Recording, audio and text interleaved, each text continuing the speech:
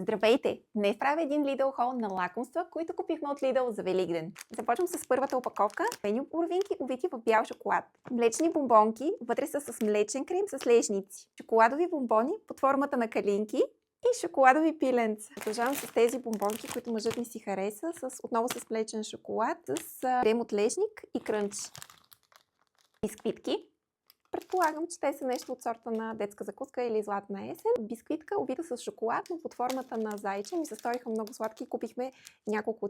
Ето, това е много сладък подарък за детенце. Кутийката има прозорче, от което се подава това агънце, а вътре в кошничката има пликче с бомбонки. Огромно яйце от млечен шоколад. Вътре има 13 бомбона, които са различни видове. Мисля, че тези неща ще послужат за много хубави допълнения за великденски подаръчета към нашите близки. Ако сте си взели някоя идея от тях, пишете ми долу в коментар или ако сте пробвали някои от нещата също. Надявам се този хол да ви е харесал.